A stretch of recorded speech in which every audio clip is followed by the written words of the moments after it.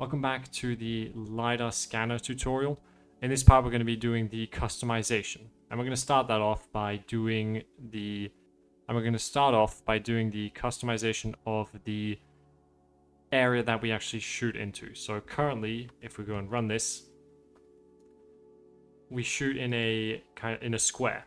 So what we're going to do today, or to start, we're going to make it so that this square is kind of controllable. We can already control the angle. We're going to add to that the fact that we can make it flat on the X, flat on the Y. We're going to make it so it can be circular. After that, we'll move on to colors and different objects. So let's get into it. So most of the work we're going to be doing now is going to be inside of our first person character or our player character. And what we're going to be mainly modifying is this function right here, the scan area, or more precisely, we're going to modify the start and end vector, because that's what we're going to be modifying. We want to change the endpoint pretty much. So let's open it up. And the first thing we're going to do is we're going to make a branch right here so that we can distinguish between a circular form and a square form. So let's just move this down so there's a bit of space. So what we want to do here is we want to add a branch so that we can determine between, as I mentioned previously, a circular or a square shape. So for that, we need a boolean that does just that. So we'll drag out from the condition and we'll make a new variable. So promote a variable and we'll call this circular points. Now by default, it is false. And so for false, we'll just do this.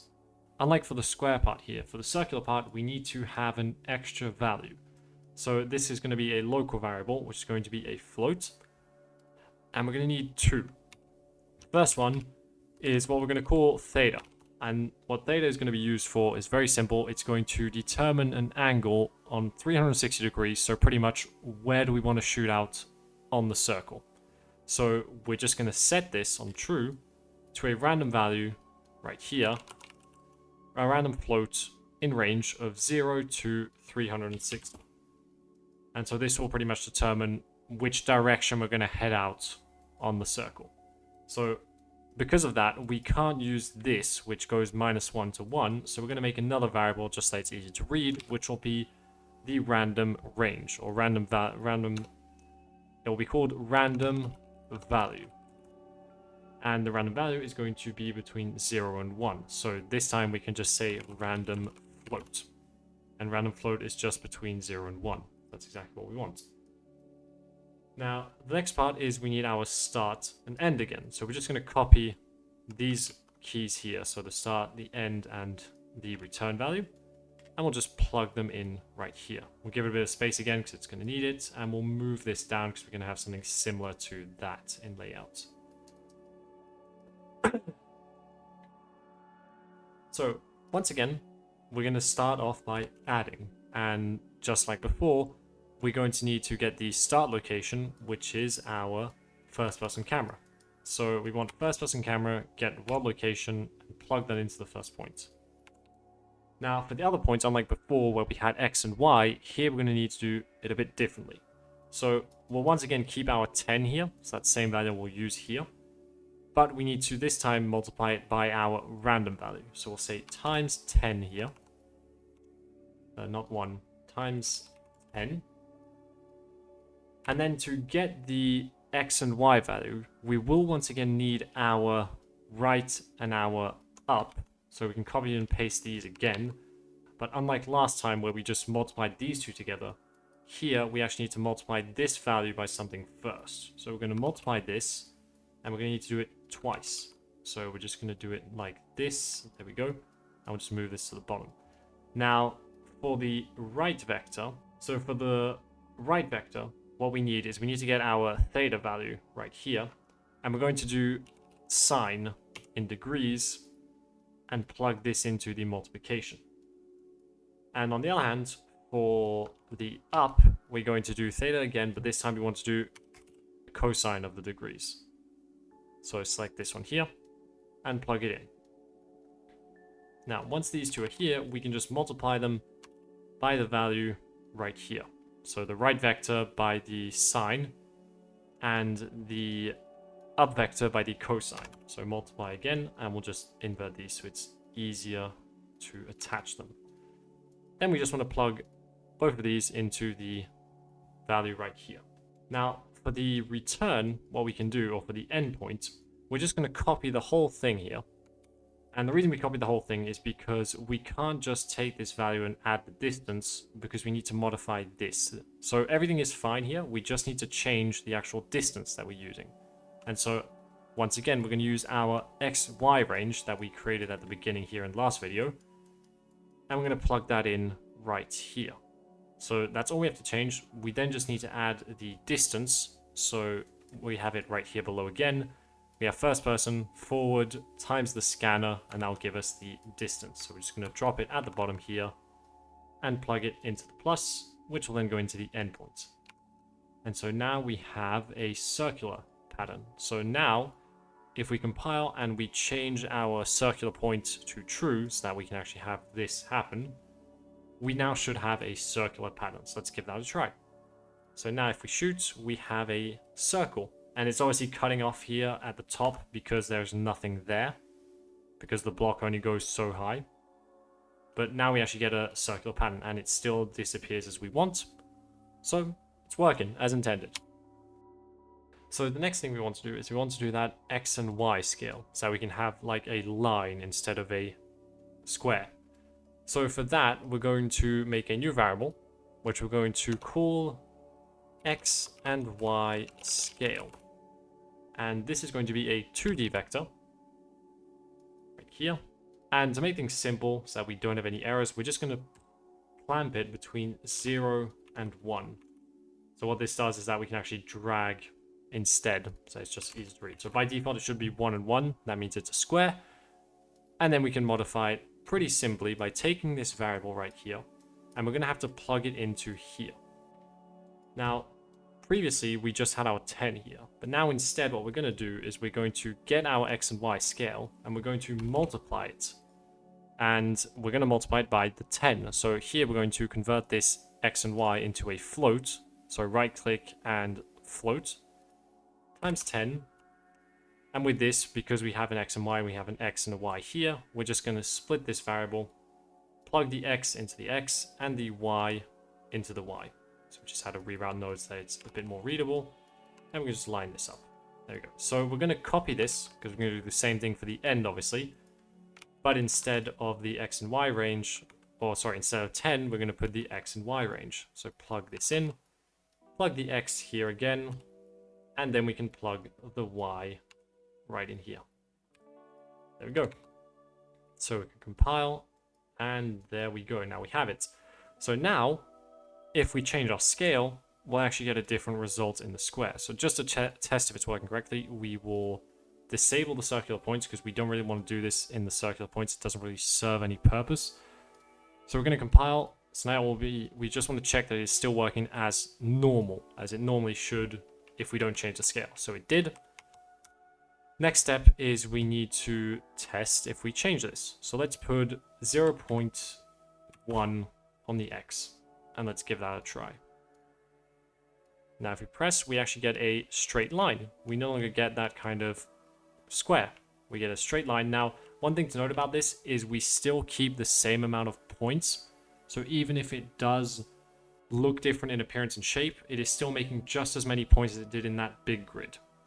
So let's try again on the Y, just to make sure that we don't have any issues. 0.1. And now it should be horizontal. And it is. So it is working just fine. We can look up, and there's no problem. So there we go. So that does it for scaling on one direction. Now, there's one last little thing we can do that is actually interesting to change, is we can make it so that our points actually appear to be a bit bigger or a bit smaller, if that's what you want. Because currently, in our content and our LiDAR and our material, we just have one size. So it is 1.8. So the next thing we can actually change is the size. So currently right now, our size is set by default in our material. So in our LiDAR file material, our endpoint, and it is set to 1.8. Now let's make it so we can actually change that, so we can make it whatever we need. So to do that, we're just going to make a variable. We're going to call this box size. And it's once again going to be a 2D vector. There's no reason to change that. We will remove the limits here in size. So we'll just delete them. And we're going to put this by default to the 1.8 it already is. So there we go. So to do this, we need to actually change how we currently have our system set up. Because right now we have one instance and it only uses endpoint. Now, that is not enough here because we need to now tell it to use a material. So what we're going to do is we're going to make a function for that, which we will call create material.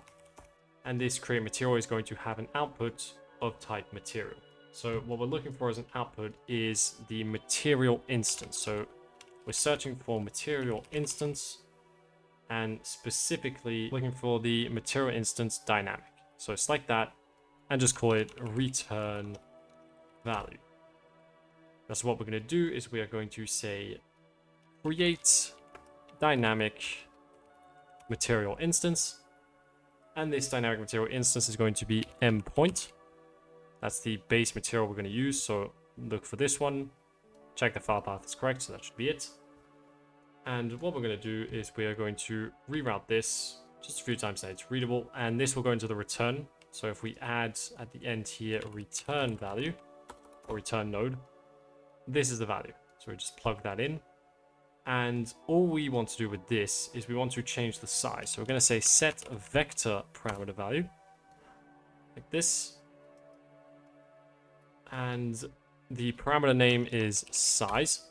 And just like before, we still do have this right here. So what we need to do is we need to get our box size. And we can't just plug this in directly. We actually need to break it first. Or we can split, that works the same. And here we're going to say make linear color. And we're going to plug the R and the G into the X and the Y and plug that into the value. And if you want, just to make it easier, we can just click here. If you have selected the make linear color, we can just hide the unconnected pins. So now we have a function that will create the material that we need. Now we just need to set it. So we can just remove these for now, we don't need them. And in the event graph, we can just get our function here, create material, and say for our ISM reference here, set material. And we're going to set the material to the output here. So actually we'll just detach that and reroute this so it's a bit more readable. And we'll just plug in our component ISM reference like this. And so now if we change the size, so if we just play this to be sure it's still working, they seem about the same size as before. Let's go ahead and make them a bit bigger. So let's try something like 5, just so it's big enough so we can see the difference. And there we go. So now the points are a lot bigger. That does it for pretty much all the customization we can do with the points. Now it's time to get into the colors and the different types of items, so to speak. So for the colors, we're going to need to use this material right here to do pretty much the same thing that we did previously. So right here, inside create material, we just need to make the same modification, but this time for our color. So we will move this down like this, and we'll just drag that out of the way. We will copy it because it's the same thing. We're just going to plug it in a bit earlier, like this, and like that. And so this time instead it is color. And for the color, we're going to do a select based on the, how to put it, based on the key, or we're going to need a means to say which color is used for what item. So what we'll do is we're going to use tags. And so to know which tag we're using, we're going to need an input for the material. So we are going to create a string, which is going to be the tag input. We don't want this to be a string, sorry, we want it to be a name. So convert this to a name, and that's going to be the tag input. Now, to know which one we're using, we need to make a map for it. So this is going to be the color map, we'll call it. And this is going to be name, so as a key. And then for the value, we're going to use the actual color that we're going to use. So In this case, what we're looking for is linear color. So this one right here. So all we have to do now is with our map, we're going to find the tag input we're looking for, like this, and we just then plug it into the value, very simply. Now, the only problem is right now, we don't have any tags. We don't have any colors. So we're going to make 3. The first one is going to be default, we'll call it. And default is going to be white. That way we don't have any doubt, it's just white. The second one is going to be, we'll call it interact. And interact is for any object we can interact with or that can change within the world, and we'll make it green. So we can just choose, I'll just choose the basic green by going 0. And for the final one, we will call it enemy. And this will be red. So just like that. Now, all we need to do now is we need to create these materials. Now, one thing we can't do is make individual points different colors. So what do I mean by that? So what we're doing here is we're just going to use, what we're going to do is we're going to make an instance static mesh for each color. So each of these maps will have its own instance static mesh. The only issue with that is if, for instance, you want a function to change the color by, let's say, scrolling the mouse wheel, it'll change every other instance of that. So for instance, in the showcase, every time I would change color, it would also change the color of the points that were already there. Not just the new ones I would shoot, but the ones that were already placed as well. Because I was only changing the default key right here, for instance, and updating the material.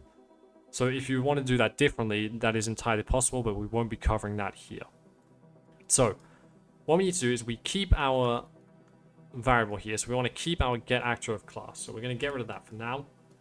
And instead of what we did previously, where we just had the 1, we're going to get our color map, and we're going to get the keys, and we're going to make a new function, or a new material for each one. So we're going to press F here for each loop. And what we're going to do is we're actually going to need to make another map here. Now, we're not going to use it right away, but we're going to need it.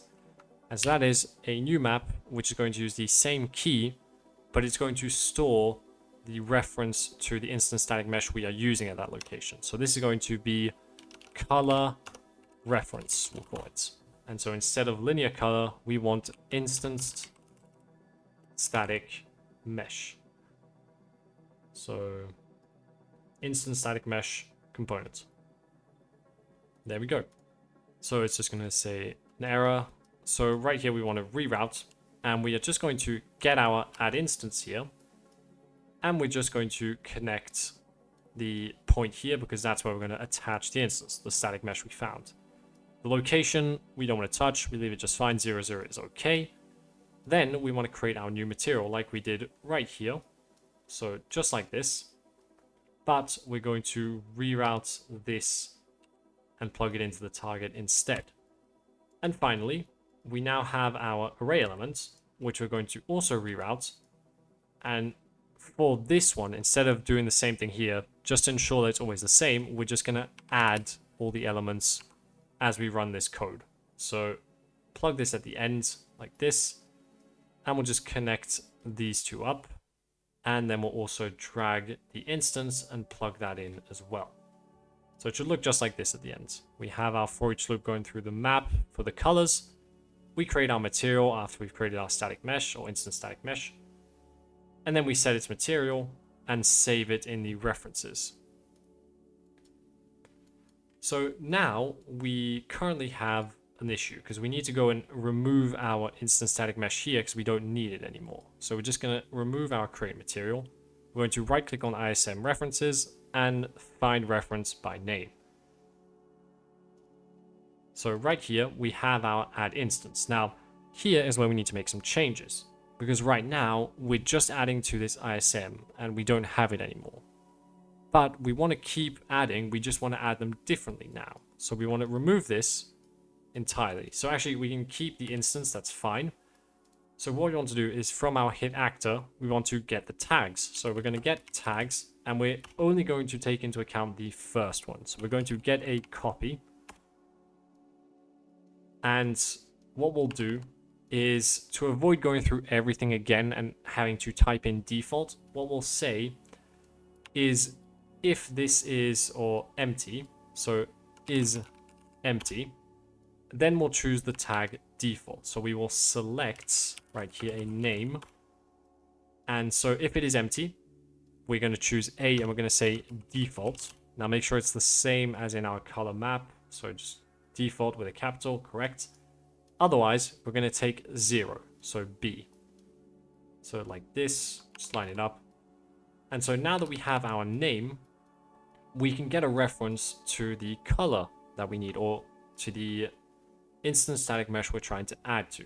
So right here, we will say add, not add, sorry, we'll say find the return from the return value, and plug this into the target. Now we can just collapse this to bring it all a bit closer so it's more organized. There we go. So now normally, if we go and compile and play, nothing should have changed. I'm placing, but it's not actually working. So that is an issue. Sorry, no, that's my mistake. We forgot one point. We forgot to put the impact point into the transform, otherwise it won't work at all. So once again, we don't need the rotation because we do that with the sprite. So there we go. So let's try that again. Hopefully it works this time. And it still does not. So why is that? So there was an issue, and the issue was I forgot in our event graph, when we actually create our material, we need to put a tag input. It needs to know which material it's trying to make. So we want to add this right here. And now normally, if we hit a target, it adds it no problem. Now, one thing to note here is that we're no longer going to be deleting the items anymore. And the reason for that is because we no longer have the system working, because we're not using our ISM reference anymore. So the next step is to reset that up. So to reset that up, we're going to need to be in our LiDAR scan again. And what we need to do here is we actually are going to need to save this right here. So we're going to promote this to a local variable, which we're going to call LISM. And it needs to be an array. So get rid of it, and then want to go back down to the left here, right click to convert it to an array, drag it back in, and this time say add.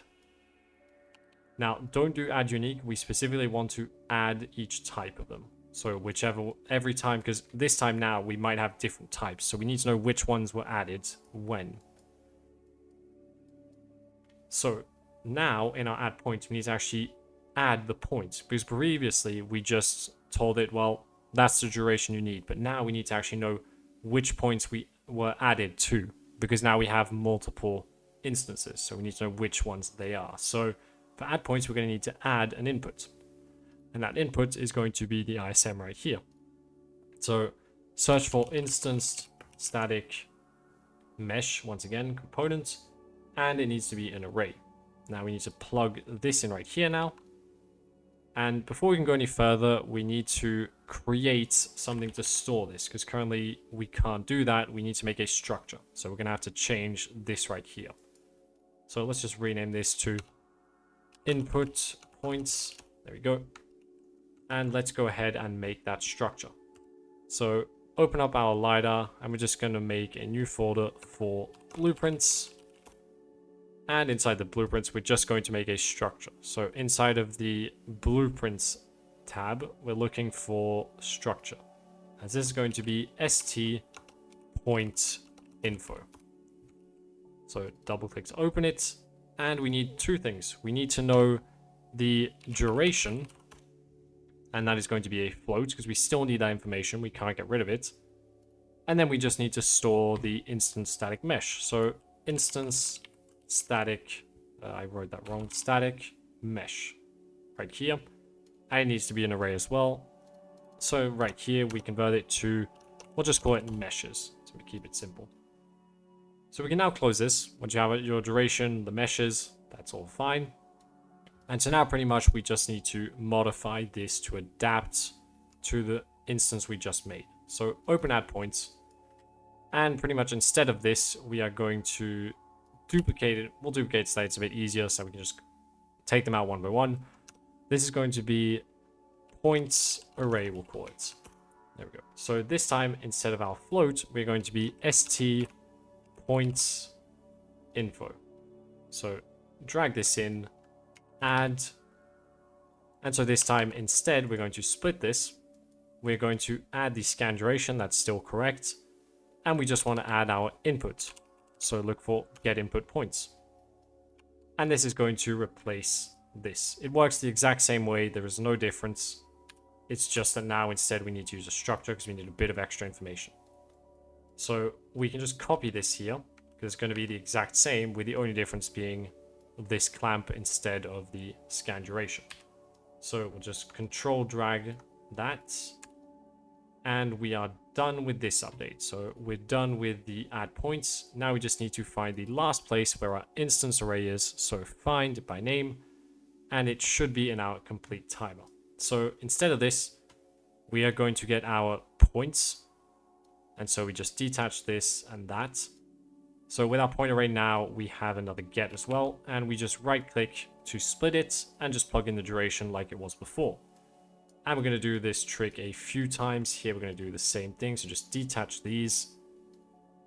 We will get our points array. And then we will split this, plug this in. Now, unlike before, we do need to get our item meshes again. So we're just going to copy this and just plug the meshes in here. It's the same index, just make sure that's the case. And now here, we're going to have to make a bit of a difference. Here we can't do it the same way. So, or almost not the same way. What we need to do is we need to get a reference to our 0.0 here, like this. Yeah, so what we need to do is right here, we're going to keep our loop, because we need the loop either way. But this time we're going to copy this, and we're going to get a copy once again. So we do want to keep this just for safety. Just going to give it a bit more space. We want to plug in the index here. Because of how this worked, we're doing the kind of a repeat of the same loop. And we're just going to check during that loop, we added a point. And if that point was added, it should be right here.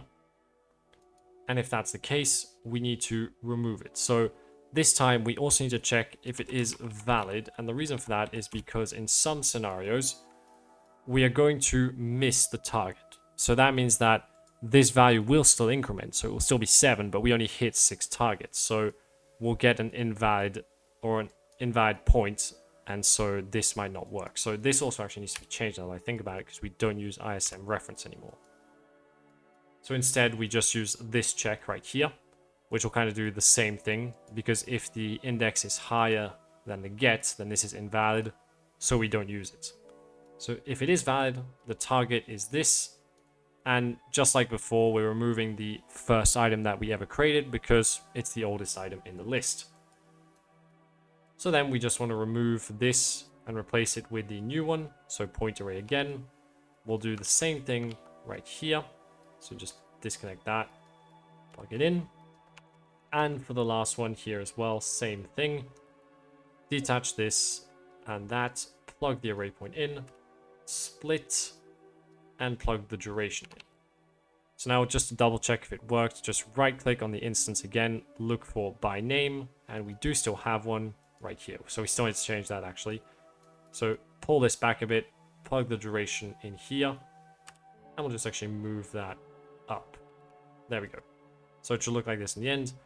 And that should be the last reference. Now we can delete the instance array and we can compile. We should also be able to delete our ISM reference. No problem as well. And so now just to check if everything is working, if we shoot, our points appear and they should disappear after a bit of time as well without any crashing, hopefully. And they're disappearing. No crashing. We can still put more points. No problem. So let's now test the color, because right now we don't test the color. So what we'll do is we'll use these 3 points right here. I'll just turn the character so I know that I'm facing it. And we're going to add the tag. So search for tag. Usually it's at the bottom. We want to use actor tags here. And we're going to add enemy for this one. And for the top one, we'll put interact, I think we put. There we go. So I just want to double check that I have the names right. Yeah, it's just interact and enemy. There we go. So let's try this. And there we go. So we have red and green and just white because those are the other points. And normally they should all disappear just fine. I just picked up the gun. Ignore that. And there we go. So they all disappeared as well. No errors. Everything's working just fine. One other thing we can also add, although this isn't mandatory if you want to add, let's say, something that doesn't actually have anything, we can add an extra tag here that does that. So let's assume it's not empty. So right here, but this is double equal to, oh, sorry. Let's assume it is not empty and this is not found. So meaning it has a name that is unknown. Then in that case, we won't actually place the point. So only if this is true. So I'm actually going to reroute this so it's a bit more readable. And we'll just drag it here as well. There we go. So now, if we add something, let's say for this cube, we're going to add a tag for, let's say, we'll just say invisible. Then even if we shoot it, it's not actually going to appear, but it's still going to block the points. So this way, if you want, you can add text. Now, one minor little detail we can actually change very quickly that won't take too much time. And that little detail is currently right now, if we scan, sometimes we get some points that are overlapping. So to avoid that overlap, what we can do is we're going to get impact normal here. And we're going to multiply it by a random value here. So we're just going to turn this into a float. And we're going to say random float in range. And we're going to say 0 and 2. And to avoid, because sometimes you might get some points that are very close, we're going to snap this float. Not that one. Just snap float to grid. We're going to snap it to 0.1. And so what this will do is it will allow it to have some points be slightly offset on the height if we just add it to our impact point. So that's what we're going to do. We're going to add it right here, plug this in. And so this will avoid some of that kind of overlapping of points. There you go. So some of them still do. It's not perfect, but it's just a quick kind of fix you can get for the situation where the points are overlapping.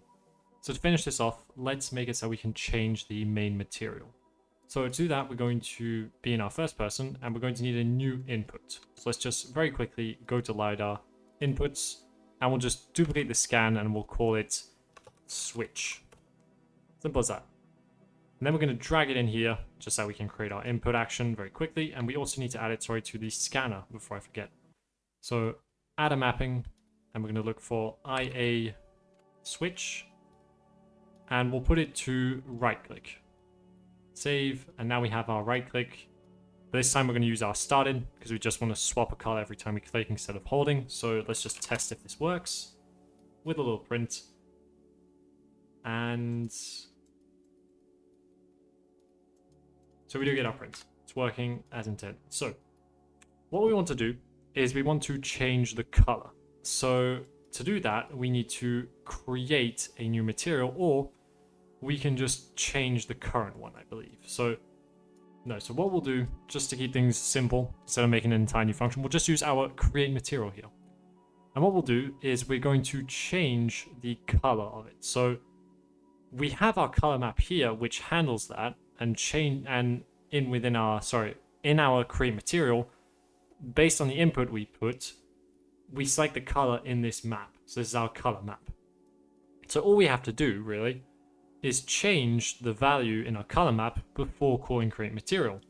So I'm just going to show you the process here. Then you can actually make it a new array to cycle through colors or whatever you want. We're just going to make it flip-flop between two colors. So on started, we'll call our flip-flop. And simply in color map, we're going to add. And we are going to add for default. So actually, I'll put this as a sequence. That way we can do the change of the color first. So we're going to put it as add, and what we're looking for is default. And we're going to change it to, we already have green, so let's put it blue. We have red for enemy, and there we go. So we want to copy this, and we're then going to put it here. So on B. Now on B, we're just going to put it back to white again. And obviously, as I mentioned, if you want to change this and have it be an array, then you can do it with an array and an integer that increments, etc. So here we want to call our default. And this will create our new material with this. We then just need to get that same reference here, or our instance static mesh, and set the material again. So here we need to find, we're going to once again find our default. And what we're going to do is we're going to set material to this value right here, the return node. So just bring this up. There we go, like that. And now if we compile and save, this should be sufficient for making a switch. So if we play by default and we press, we have white.